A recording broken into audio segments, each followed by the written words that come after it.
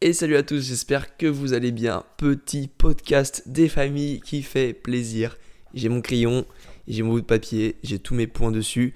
Car aujourd'hui, on va parler d'un sujet hyper intéressant. Comment progresser sans avoir une programmation parfaite. Et ça va être ça, aujourd'hui, le sujet. Ça fait longtemps que je peux faire un podcast. Parler tout seul devant une caméra. Ça se travaille, mais c'est de mieux en mieux. Donc il y en a qui m'ont fait pas mal de petits retours sur mes dernières vidéos où je parlais longtemps avec une petite mind map. Là c'est un peu différent, il n'y a pas de mind map, mais ce que je vais dire à l'oral va être quand même hyper intéressant. Donc si jamais tu veux savoir comment progresser sans programmation, reste sur cette vidéo ou cet audio. Je sais pas faire un truc en même temps que ce podcast. Fais ce que tu veux, fais-toi plaisir. Et prends un petit café, prends de l'eau. C'est important. En tout cas, merci des retours sur les dernières vidéos, ça me fait trop plaisir. Et merci à ceux qui ont décidé de prendre leur progression en street en main en prenant un coaching avec moi, ça me fait grave plaisir. Et si jamais t'es intéressé, lien en description, je t'en parlerai un petit peu plus tard. J'ai mis en place un petit coaching différent de ce que j'ai l'habitude de faire pour les mois avant cet été. Donc je t'en parlerai un peu après dans ce podcast. Mais on peut commencer direct avec le sujet. Pourquoi progresser sans programmation? Parce que je vais te parler de ma situation initiale, de ce qui me frustrait, et je pense que tu vas peut-être te reconnaître là-dedans. Pour moi, il y avait deux cas de figure quand je faisais du street. Il y avait le cas où j'avais une programmation carrée, et tu connais un petit peu mon côté très scientifique, qui aime savoir, qui aime millimétrer mes choses, que du coup je te partageais dans mes dernières vidéos. Et du coup, ce côté-là très scientifique, j'avais envie de l'appliquer à 100% dans une programmation. Vraiment d'avoir un truc, j'arrive à ma séance, je sais quelle série faire, combien de répétitions, à quelle intensité, tac, tac, tac. J'avais ma logique de mes séances de street. Donc ça, c'était ma situation numéro 1. Et ma deuxième situation, c'était tout l'opposé. J'avais plus de programmation, je faisais tout au feeling, j'avais aucune logique, je notais pas ce que je faisais. Et du coup, j'étais dans une frustration de putain, est-ce que ce que je fais, ça a vraiment un intérêt? Parce que je le note pas, je sais pas si ça marche. Donc j'avais ces deux cas, ces cas de full programmation et ce cas de full feeling. Tu comprends que dans le cas numéro 1, on va dire que tu es quasiment sûr de progresser parce que si tu le fais intelligemment, si tu es suivi par un coach, si tu as une bonne programmation qui est faite intelligemment en fonction de toi, tu progresses. Sauf que un des gros facteurs que j'ai pas pris en compte dans cette programmation, c'était le principe d'adhérence. Le principe d'adhérence, c'est quoi? C'est le fait d'aimer sa programmation. Et c'est obligatoire. C'est peut-être le point numéro 1 d'une programmation. Il faut que ta programmation soit dure, efficace et qu'elle te plaise. Parce que si c'est dur et efficace mais qu'elle te plaît pas, tu progresses pas. De l'autre côté, on a le feeling que je kiffe parce que j'adore être libre, j'aime vraiment, moi j'ai vraiment une personnalité où je déteste qu'on me dise, qu'on m'enferme dans quelque chose. C'est pour ça que j'essaie de me lancer, je me lance à mon compte, je suis entrepreneur. C'est pour ça que j'aime bien avoir des quotidiens tranquilles parce que je déteste avoir des points de rendez-vous, des choses, des gens qui me demandent des choses, bref, c'est horrible. Moi j'aime bien vraiment être libre et faire ce que je veux, tu vois. Et depuis tout petit, je déteste qu'on me dise quoi faire. Et du coup, ce feeling, c'était parfait. Pour moi, j'arrive à ma séance, on me dit pas quoi faire, je fais ce que je veux, je kiffe. Si j'ai pas envie de faire ça, je le fais pas, tac, tac, tac. Sauf que faire que du feeling, tu te rends bien compte que au bout d'un moment, il faut passer par des choses un peu désagréables, voire se forcer à faire des choses pour progresser. Si je veux avoir ma planche, c'est pas en faisant des feelings en tuck press, en faisant des handstand push-up que je vais avoir ma planche. Il faudra bien au bout d'un moment que je structure ce feeling pour que je progresse. Et ça, je t'en ai déjà parlé dans un podcast sur les handstand push-up, où quand j'avais eu ce déclic de faire des trucs que j'aimais pas trop, genre des pike push-up, des handstand push-up ventre au mur, c'est là que j'ai réussi à apprécier le processus et à apprécier monter en force. Et après, j'ai apprécié faire des handstand push-up, alors que de base, j'aimais pas ça, tu vois. Donc, je me suis dit, Lucas, j'ai ces deux extrêmes, comment on peut faire pour rallier les deux? Parce que en fait, j'avais pas de stratégie, j'avais pas trop réfléchi. Soit je passais de l'un, soit j'allais à l'autre, et j'étais jamais dans un mix des deux. Je me suis dit, ok, je vais rester dans le feeling parce que ça fait déjà depuis un bon moment que je suis dessus, et je t'en parlerai dans l'épisode 6 du Retour Full Planche, qui va bientôt sortir, je vous le promets. Je procrastine, mais il fait tellement moche dehors que j'ai la flemme de faire un vlog, de filmer. Donc j'attends qu'il refasse beau, comme ça je pourrais sortir la caméra, aller dehors et vous filmer des beaux petits plans en planche. Mais ça progresse. Sauf que ça progresse que maintenant, parce que ça n'a pas progressé depuis plusieurs mois, à cause de ça justement, à cause de ce feeling où j'étais. Donc je me suis dit, ok, je suis dans le feeling, je kiffe, j'adore mes entraînements, je suis hyper régulier, je suis borné, j'ai mon objectif en vue, c'est super important d'être bien clair dans son objectif. Et je me suis dit, comment je peux faire pour recadrer ce petit côté feeling? Et bah, un truc très simple que je faisais déjà avant et que j'aime plutôt bien, c'est noter mes entraînements. Ça permet quoi? Ça permet de faire du feeling. Je note mon entraînement, c'est-à-dire que je note ce que j'aime faire parce que je suis dans le feeling. Et par exemple, la semaine d'après, j'ai juste à revoir ce que j'ai fait et à chercher à faire mieux. Rien qu'en faisant ça, ça m'a permis de progresser et de me dire, ok, en fait, bah, j'ai une surcharge progressive dans mon feeling. Ça me permet d'avoir un truc un peu structuré. Et c'est là que j'ai eu un déclic, je me suis dit, attends, je suis en train de faire un truc qui est bien, qui me plaît, qui est pas trop chiant, qui m'enferme pas dans une programmation 100% carré de 4 séries de 10 qui me font chier. Comment je peux faire pour vraiment encore plus pousser le truc, pour que ça me plaise encore plus, pour vraiment qu'il soit encore plus efficace. Tu vois, je cherchais vraiment le truc. Et je me fais des petites balades quotidiennes, ça je te conseille de le faire, pour faire mes petits pas quotidiens. Je me fais des petites balades autour de mon lac. Et à chaque fois que je fais des balades, j'ai des idées, j'ai des trucs, bam, bam, bam, tout s'éclaircit dans ma tête. Et je me suis dit, putain, mais je peux faire une programmation mi-feeling. 50% de programmation, parce que je sais créer une programmation. En fait, je suis expert. Je ne veux pas dire que je suis l'un des meilleurs en France à comprendre les bases scientifiques du street. En tout cas, avoir théorisé parfaitement pour créer n'importe quelle programmation en fonction de n'importe quel profil. Voilà, je suis en train de devenir un expert dans ce domaine. Vraiment d'avoir le maximum de connaissances. Je sais faire une programmation. Donc il faut que j'utilise ça, tu vois. Et à côté, j'aime m'entraîner au feeling. Bam, je mixe les deux et j'ai la méthode mi-feeling. Wouhou. Bon, le nom est pas fifou, mais pour faire simple, c'est quoi la méthode mi-feeling? C'est la méthode 50% de programmation, 50% de feeling. Ça permet quoi? Bah, tu comprends que 50% de programmation, c'est ce qui va me faire avancer vers mon objectif principal. C'est ce que je vais être obligé de faire, peu importe la situation, c'est de discipliner là-dessus. Mais pour garder ce principe d'adhérence, que c'est ce kiff absolu que j'ai à l'entraînement, je suis obligé de faire du feeling. Donc 50% de feeling. Alors maintenant, l'objectif de ce podcast, ça va pas être de te dire ok, bah prends 50% de programmation, écris-le sur une feuille et le reste tu fais n'importe quoi. Non, parce que le feeling, il faut aussi le structurer. Et dans mes dernières vidéos, j'avais expliqué, par exemple en montrant le fromage, de la catégorisation d'exercices, bras tendus, bras fléchis, avec la logique d'entonnoir également, la méthode entonnoir. Ça, c'est ce que je vais appeler le feeling structuré. Ça veut dire que tu fais pas juste n'importe quoi, tu vas créer un feeling donc par rapport à ton émotion du jour, et en fonction de ton émotion du jour, tu vas créer quelque chose d'intelligent. Si tu veux faire simple, en gros, tu as 50% de ta séance qui va pas dépendre de ton émotion, et tu as les autres 50% qui vont dépendre de ton émotion. Et ça, c'est super important parce que l'émotion, c'est ce qui dicte un petit peu ta vie. Et réussir à faire un entraînement sans jouer par ton émotion, c'est ce qu'on appelle la discipline, c'est de le faire même si tu n'as pas envie de le faire, c'est ce qui va te faire progresser à ton objectif. Et c'est le plus important. Donc, on peut prendre par exemple la loi de Pareto, le 80-20, 20% de tes actions vont amener 80% de tes résultats. On peut voir ça sur différents trucs, mais en gros, le 20% de temps que tu vas prendre à créer ta programmation, c'est ce qui va énormément te faire progresser. Mais la programmation, c'est ce qui va te donner 80% des résultats de ton objectif principal. Alors que les 20% de feeling, c'est vraiment ce qui va amener des résultats sur les objectifs de ton feeling. Parce que justement, on va le cadrer et je vais t'expliquer comment je cadre mon feeling. Il y a plusieurs manières, si je prends sur le court terme, sur la séance en elle-même, ça peut dépendre de plusieurs choses. Il y a le feeling, on va dire, il y a 3 types de feeling. Le feeling à long terme, sur un objectif à long terme, une vision que tu as, que tu aimerais atteindre, mais qui n'est pas dans ton objectif principal. Je prends mon cas où j'ai envie d'avoir la full planche, mais en même temps, j'aimerais bien avoir la full planche sur les doigts et la full planche en supination. Donc, qu'est-ce que je peux faire dans mes séances pour renforcer ça? Et ma programmation va me permettre d'atteindre la full planche et le feeling, je le peux l'utiliser pour renforcer mes doigts pour la full planche ou renforcer ma supination pour la full planche. Ça, c'est un objectif long terme. Tu as le feeling moyen terme.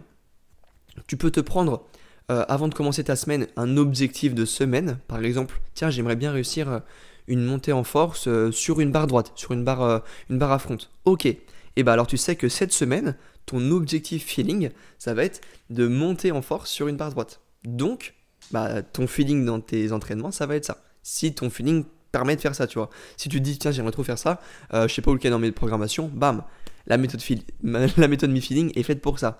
tu as une semaine pour réussir cette petite objectif secondaire qui te fait de l'œil. Parce qu'en street, on a les grandes bases. On veut avoir son front, on veut avoir ses handstand push-up, on veut avoir la planche. Mais il y a plein de trucs à côté de ça. Il y a plein de trucs que tu peux faire. Des montées en force, des handstands, des variations de handstand, des petits trucs en équilibre, des petites variations. Et ça, dans une programmation, c'est pas évident à mettre. Donc la méthode MiFeeling est parfaite pour ça. Et le moyen terme, c'est ça. C'est de se dire, ok, je me mets un objectif de moyen terme sur une semaine ou sur 2 semaines comme tu veux. Je vais mettre toute mon énergie dans ce feeling pour l'atteindre, tout en gardant la programmation à côté. Et tu as le troisième cas qui est le cas court terme. Ça veut dire que tu vas voir sur le court terme, donc pendant ton échauffement, tu vas voir si quelle émotion va te donner ton échauffement, si tu te sens bien en poussée, si tu te sens bien en tirage, qu'est-ce que tu as envie de faire.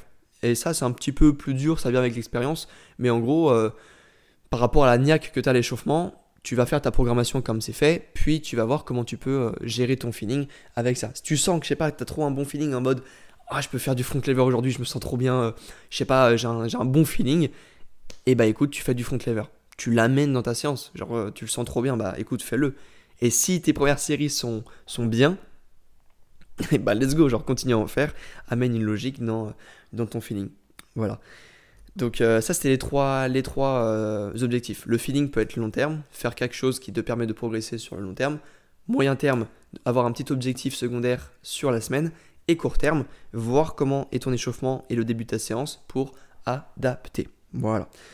Le feeling il peut être également intégré dans une stratégie de programmation. Par exemple, si tu commences ta programmation du jour même sur du court terme et que tu vois que les premières répétitions, les premières séries sont catastrophiques, t'es pas dedans, t'es rouillé, nerveusement t'es pas dedans, bref, tu sens que ça va pas, le feeling va être intéressant justement pour modifier ta programmation. Parce que le feeling, il peut être présent pour un objectif secondaire, mais il peut être également présent, et c'est souvent le cas, pour ton objectif principal. Imaginons que tu fais 50% de ta prog pour du front, bah, les autres 50% vont être également possibles pour le front lever. Que ce soit pour un travail technique, en rétraction scapulaire, travailler à l'élastique, travailler sa montée en force, en front lever. Ça peut être du feeling, mais lié à l'objectif numéro 1. Voilà. Bon, t'as compris que je te perds un peu. Il n'y a pas quelque chose de cadré et hyper important dans ce feeling. Maintenant, qu'est-ce que je veux dire ? Est-ce que j'ai encore écrit des petites bullet points ? Voilà, on respire, on boit de l'eau. C'est pas évident de parler longtemps devant une caméra. Mais le feeling, comme je te l'ai dit, il doit être programmé. Ça veut dire que tu vas devoir avoir une stratégie dans ce feeling et pas juste faire n'importe quoi. De 1, tu vas devoir noter ton feeling. Parce que l'objectif du feeling, c'est de ne pas nuire à ce que tu fais dans ta programmation. Parce que comme je te dis, la loi de Pareto, ta programmation, c'est ce qui va amener 80% des résultats. Donc il ne faut pas que les 20% de ce que tu vas faire en feeling, les 20% de résultats vont nuire à ce que tu vas faire. Et là, je t'invite à aller voir ma vidéo sur la méthode entonnoir et sur comment créer des séances rapides, les 2 dernières vidéos que j'ai sorties avant celle-ci, qui te permettent de structurer intelligemment ton feeling pour pas que ça nuise à ton objectif principal. Parce que le feeling, il peut, comme je te dis, être un objectif technique, comme un objectif musculaire, de force, bref, ça peut être plein de choses en même temps. Mais la grosse base du feeling, ça va être de noter ce que tu fais pour voir les semaines d'après s'il y a une évolution, voir par exemple si tu refais les mêmes exercices plusieurs semaines après, de revenir avant, bref, c'est hyper important de noter, ça te laisse une base hyper importante. Voilà. Maintenant, cette méthode MiFeeling, tu comprends qu'elle peut être variable. Ça veut dire qu'il y a des moments, des périodes dans ton entraînement, dans ton année, où tu vas vouloir faire que de la programmation. Par exemple, si tu prends un coaching avec moi, je t'en parle juste après, mais si tu prends un coaching, bah, le rôle du coach, ça va te faire une programmation sur mesure, ou d'adapter avec cette méthode MiFeeling. Et tu auras d'autres moments de l'année où tu vas être en mode nique sa mère les programmations, je veux faire que du feeling, je suis en extérieur avec mes potes, il fait beau dehors, on est en plein été, j'ai pas envie de sortir mon carnet, j'ai pas envie de sortir mes trucs, je fais que du feeling. Qui a quand même une stratégie derrière, avec une logique de construction. Mais que du feeling, 100% feeling. La méthode Mi-Feeling, c'est vraiment pour, on va dire, la plus grosse période de l'année. Si tu es dans le même contexte que moi où tu aimes être au feeling, c'est vraiment pour la plupart du temps. Mais il y a des fois où tu vas aimer faire que de la programmation et tu as des fois où tu vas aimer faire que du feeling. Tu fais ce que tu veux. Ce qu'il faut que tu comprennes, c'est qu'il ne faut pas rester dans les extrêmes le plus longtemps. Il ne faut pas rester trop longtemps dans les extrêmes. Il faut trouver ce juste milieu. Et justement, c'est pour ça que je te montre cette méthode Mi-Feeling qui est le juste milieu. Voilà. Maintenant, je voulais te parler de mon petit projet court terme que je viens de lancer actuellement, qui est Programme Turbo. Voilà, je t'en parle rapidement. Mais si actuellement tu te sens frustré dans ta progression, tu n'as pas l'impression que les résultats, que les efforts que tu fais fournissent les résultats que tu veux. Tu es vraiment bloqué, tu stagnes. Tu essaies de créer des programmations d'autodidacte, mais tu vois que ça avance pas trop. Bref, tu n'as pas les résultats que tu veux. Et tu vois l'été qui se rapproche de plus en plus et tu n'as toujours pas les objectifs que tu t'es fixés. C'est pour ça que je t'ai créé une méthode qui est Programme Turbo, qui est un programme sur un mois où je t'accompagne de A à Z pour atteindre tes objectifs court terme. Ce programme, il est vraiment là, comme j'ai dit, dans le turbo pour accélérer ton processus, pour te faire passer un cap et te faire franchir ce palier de stagnation. Si tu es en plein dedans depuis plusieurs mois et que tu es bloqué, tu ne sais pas ce qui te manque, tu ne sais pas pourquoi, que ce soit technique, en force, bref, tu ne sais pas ce qui te manque, et bien ce programme turbo te permet vraiment de passer au cap supérieur.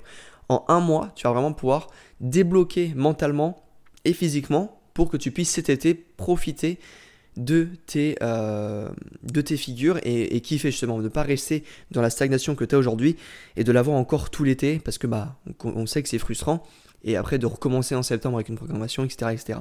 Non, ce programme Turbo, c'est vraiment un mois où je suis avec toi en coaching individuel sur WhatsApp, on échange tous les jours, je te crée une programmation sur mesure que je t'envoie avec les vidéos explicatives, etc.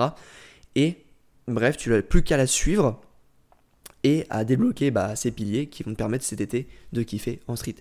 Si jamais tu es intéressé par ce programme Turbo, tu as juste à aller dans la description, c'est le premier lien, tu peux réserver ça, remplir le formulaire et je te recontacte au plus vite pour qu'on puisse atteindre tes objectifs ensemble.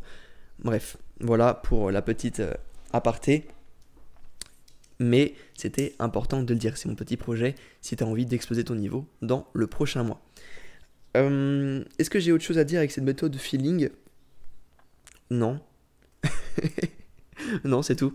Non, je pense que j'ai parlé un petit peu plus de moi, de ma personnalité dans l'entraînement et pourquoi cette méthode feeling tombe parfaite et elle me correspond à 100%. Et pourquoi toi aussi elle pourrait te correspondre.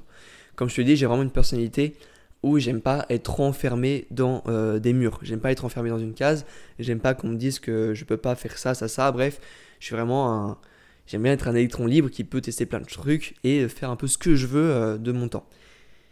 Et du coup, c'est pour ça que ça me frustrait d'avoir une programmation tac, même si c'est moi qui me la mettais. C'est ça qui est frustrant, c'est que c'était ma programmation, donc c'est moi qui pouvais mettre ce que je voulais dedans. Et en fait, j'étais incapable de la suivre efficacement à cause de cette personnalité qui m'empêchait de prendre du plaisir dans une programmation 100% cadrée. Et c'est ce qui m'a causé énormément de stagnation sur ma planche et de frustration. C'est que ma planche, j'étais en mode, ok, je vais mettre une programmation, je sais comment avoir la planche. Je veux dire, théoriquement, j'ai tout ce qu'il me faut. Sauf que la théorie, c'est bien beau, mais la pratique, c'est beaucoup mieux. Et en pratique, je voyais que ça avançait pas. Mentalement, j'étais pas dedans. Mes programmations, je les suivais, mais j'étais pas dedans. J'aimais pas mes séances et c'était le début de ma série Retour full planche. C'était un gros travail mental. Je devais débloquer quelque chose pour apprécier mon processus. Et actuellement, c'est encore le cas parce que, tu vois, je fais beaucoup de grises de groove. Si tu connais pas les grises de groove, c'est une méthode d'entraînement qui te fait faire un petit peu des figures un petit peu quand tu veux dans ta journée. Par exemple, j'ai une barre de front dans ma chambre. Dès que je passe devant, je fais 5-10 secondes de front lever sans aller à mon max, juste pour créer du volume, créer une adaptation nerveuse et juste se dire mentalement, ok, le front lever, c'est acquis. C'est vrai que le front lever, c'est facile parce que le front lever, et j'ai très vite eu cette satisfaction à en faire. Donc en faire en grise de groove, c'est parfait. La planche, encore aujourd'hui, j'ai énormément de mal à me satisfaire de mes répétitions. Ça veut dire que là, j'ai la straddle planche, mais comme elle n'est pas propre, comme je suis pas 100% à l'aise, comme je me sens pas 100% léger, et ben je vais pas m'amuser à en faire un petit peu en Grease the Groove ou de faire de l'advanced suck ou faire des trucs comme ça parce que j'ai pas cette satisfaction à en faire. Et c'est un gros problème parce que tu as vu sur peut-être ma vidéo mentale, comment débloquer son mental pour progresser. Je sais très bien que là, si je fais du Grease the Groove en planche, je vais exploser mon niveau. Mais ce Grease the Groove, en fait, je suis con parce que je pourrais très bien le faire en ligne planche où j'ai un peu plus de mes ressentis. Sauf que c'est pas satisfaisant, tu vois. J'ai pas cette satisfaction, j'ai pas ce feeling, j'ai pas le bon truc. Et là, ce qui s'est passé récemment, dans mes séances que je fais en mi-feeling, c'est que je me suis dit, tiens, j'ai envie de travailler en supination parce que j'aimerais bien faire des combos sur une barre de front où je fais de la supination en full planche. Je me suis dit, bah tiens, pourquoi pas en faire un petit peu maintenant parce que si je devais travailler ma supination dès que j'aurai la full planche, bah ça sera un travail encore plus long et autant le travailler maintenant, comme ça me prépare mon corps, mes poignets à renforcer ma supination. Donc en fait j'en faisais un petit peu, j'allais vraiment progressivement, je faisais de la ligne planche en supination, tuck planche en supination, etc. Et de temps en temps, je testais des straddle planches en supination. Et là, il y a eu un déclic en mode, waouh, putain c'est satisfaisant. J'avais une petite satisfaction à travailler en straddle planche supination. Je fais, ok, je teste, je fais de l'advanced suck, ok j'ai du bon feeling. Putain j'aime bien la supination, ok. Il y a eu un déblocage mental, tu vois. Et là je commence à faire un petit peu de Grease the Groove en advanced suck supination. Sans aller à mon max, je fais quelques secondes par-ci, travail technique, je m'améliore mon équilibre, etc. Et là je suis en mode putain je progresse. J'arrive à mon entraînement, je tente des straddles, putain je progresse. Et là il s'est passé un truc. Et ce truc là il faudrait que j'arrive à le trouver sur des entraînements plus classiques en planche.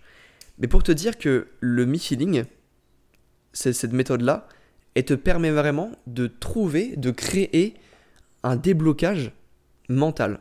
Du coup, comme on a vu dans la vidéo, comment débloquer ce mental. Il faut chercher par soi-même cette façon de débloquer son mental. Et justement, en ayant une programmation, en n'ayant qu'une programmation, tu brides ton cerveau à faire que des exercices qui sont dans la programmation. Alors que le mi-feeling, il te permet de créer, de découvrir, de faire des choses qui sortent de l'ordinaire, qui sortent de ton quotidien et qui pourraient te faire un déblocage mental pour que dans ta programmation, tu progresses. Et c'est ça qui est un truc de fou en fait, c'est un cercle vertueux. Tu as 50% de ta prog qui te fait progresser, 50% de feeling qui te font découvrir des choses, qui te font découvrir tes vraies capacités ou d'autres capacités, qui te permettront de modifier tes 50% de programmation, etc., etc. Et là, c'est la méthode incroyable. Le mec, il a découvert... j'ai découvert la vie, quoi. Non, mais c'était un peu une révélation, comme je te l'ai dit, quand j'ai marché, dans mon contexte où j'aime ça. Mais je sais qu'il y en a beaucoup, peut-être si tu écoutes ton podcast, c'est peut-être le cas, qui n'aiment pas du tout les programmations. Mais c'est vraiment quelque chose... j'ai pas envie d'écrire sur un carnet, ça me fait chier, et je comprends, si c'est le cas, le fais pas. Mais quand même, il faut que ton feeling soit structuré. Parce que le problème du feeling, si tu fais n'importe quoi, tu t'entraînes, comme tu l'as vu dans mes dernières vidéos, tu t'entraînes à 100% d'intensité, tu fais que des répétitions qui ont un fort impact sur ton système nerveux et musculaire, la blessure va vite être intégrée. Alors que là, dans un contexte où tu fais 50% de programmation intelligente, plus 50% de feeling structuré, mais en fait, t'es sûr de progresser à 100% sans jamais te blesser une seule fois. Et c'est la grande valeur que je mets et pourquoi je suis le plus fier aujourd'hui, c'est que je me suis jamais blessé. Je dis ça, je touche du bois. Mais même les peu de blessures, bien sûr que je me blesse, bien sûr que j'ai des douleurs, bien sûr que j'ai des choses. Parce que lorsque tu vas mettre de l'intensité dans tes séances, tu vas être obligé d'avoir des blessures. Des douleurs. Pas des blessures, mais plus des contraintes musculaires ou tendons ou ce que tu veux. Mais plus tu vas construire et faire ça intelligemment, moins tu auras de chance d'arriver à ces douleurs. C'est tout à fait normal. Et c'est ce que je prône le plus dans la pratique du street. Mettre du plaisir, ne pas se blesser, parce que ça sert à rien d'avoir une full planche si derrière tu as perdu une épaule, un poignet et un coude. Voilà. Et si tu écoutes ce podcast, ou si tu regardes mes vidéos, je pense pas qu'on ait l'ambition d'être champion du monde. En tout cas, moi, c'est pas mon ambition et c'est pas les valeurs que je retransmets dans mon contenu. Moi, j'ai juste envie de kiffer. On n'est pas né avec une génétique en or. On n'est pas né avec des capacités de fou furieux à avoir une full planche en 2 semaines. Non, on est des êtres humains normaux. On progresse lentement, mais on va chercher à progresser efficacement. On a tous des hauts et des bas. Bref, c'est ça que je partage dans mon contenu et c'est ça que j'ai envie de faire partager. Et les gens que j'ai en coaching, c'est des gens comme moi qui sont passés par les mêmes cas que moi. Et le coaching te permet de faire passer de te faire économiser du coup les 3 ans que moi j'ai perdu à faire n'importe quoi dans ma pratique du street. En tout cas, si t'es intéressé, n'oublie pas que mon programme Turbo est disponible. Il y a quand même une place limitée, je pense que je vais vraiment prendre une certaine place, parce que comme c'est un suivi quotidien, j'ai pas envie de prendre trop de gens, parce que sinon après le suivi est plus du tout de qualité. Donc si jamais t'es intéressé, tu peux réserver dès maintenant ta place dans la description, et ça ferait un plaisir de t'aider. Voilà, petite vidéo, podcast où je parlais de cette méthode Me Feeling. J'espère sincèrement qu'elle va pouvoir t'aider. Je te dis à te faire des petits déblocages, à te faire découvrir des trucs. Si t'as pas vu mes dernières vidéos, elles sont pleines de valeur. Je t'apprends plein de choses sur l'entraînement, sur le mental, sur le street. Et voilà, c'était Lucas. Ça me fait plaisir de t'aider. N'hésite pas à me dire en commentaire ce que t'en as pensé. Ça me ferait également plaisir. Et je te dis à la prochaine. Ciao, ciao!